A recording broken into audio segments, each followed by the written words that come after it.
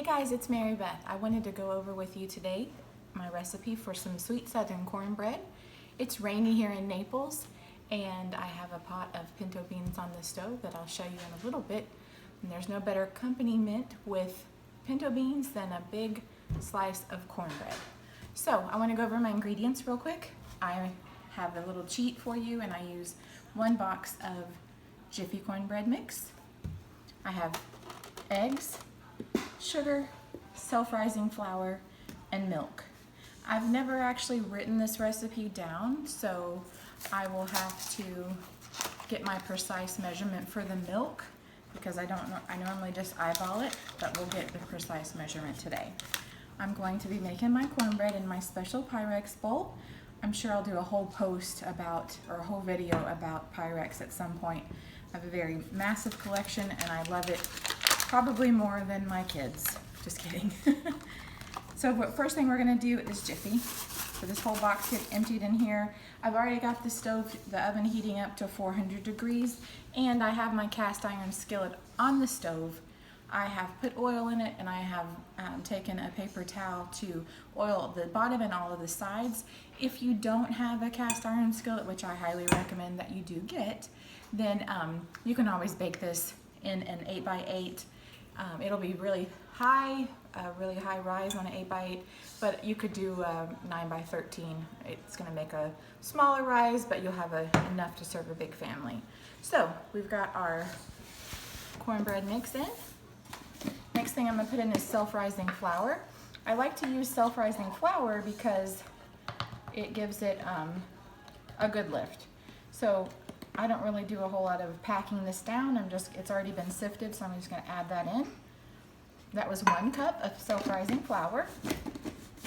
My oldest daughter's grandmother always made sweet cornbread, and when I asked her how she did it, this was exactly what she told me. She took the Jiffy cornbread mix and she cut it basically with sugar and self-rising flour. So we're gonna put in a cup of sugar. Now you don't have to put a whole cup in. I know it sounds like a lot, but you're gonna make several pieces. If you wanna cut it to 3/4 of a cup, that's fine too. Sweet cornbread is what they like in my house. So now we're going to take 2 eggs. And like I said, we'll have to kind of eyeball the milk. We'll start with a 1/2 cup and then we'll go from there. And I'll show you the kind of consistency that we're looking for. So we've got 2 eggs going in. I'm sure you hear a little fussing in the background. That's Harper. She's watching her shows, but she wants us to be in there with her. So now we're gonna add the milk. Like I said, we're gonna start with probably a 1/2 cup. I've measured a cup in here, so that we're gonna start with a 1/2. And I have a whisk. This whisk is as old as my oldest daughter. It's probably 18 years old. I've had it forever. Now see this consistency right here? This is too thick for your cornbread. So we know a 1/2 cup is not it. We're gonna add our other 1/2. And again, you can do buttermilk with this if you'd rather. There's a real simple trick to making buttermilk if you don't have any. You can add vinegar to butter and it will curdle that. So it looks like this will be clumpy, which all cornbread is clumpy when you start to mix it up. But this looks like to be the consistency that we want. So now what I'm gonna do is I'm going to make your crust of your cornbread crunchy, you want to heat up your cast iron skillet on the stove. So I'm gonna go over there and do that real quick. Okay guys, so we're back. My cast iron skillet has heated up. I've dripped a little bit of water in it to make sure that it's good and steaming. What you're trying to do is just create a crust. You don't want to burn it, so you want to do this fairly quickly. You'll hear it start to sizzle. I'm gonna get all that good stuff in there.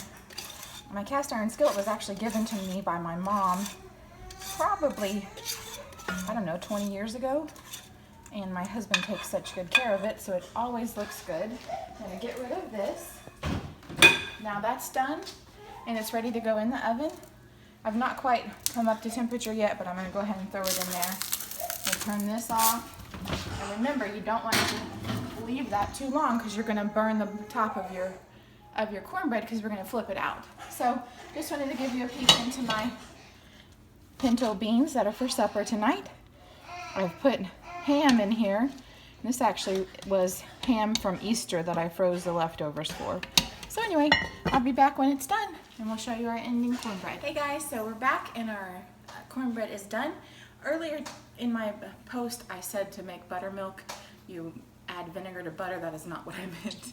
You'll add vinegar to milk, and I'll go over that with you in another post at another time. But anyway, I just wanted to clear that up. So now we're gonna go ahead and take our cornbread out of the oven. It's got a beautiful golden brown top. Remember, this is the top of your cornbread. We could turn it out and flip it, but I don't have a platter big enough, so we're just gonna serve it directly from the cast iron skillet. Plus, I think it looks really nice. So, we have pinto beans, cornbread, and we like diced sweet onions and a little bit of chow chow with our cornbread here and with our pinto beans.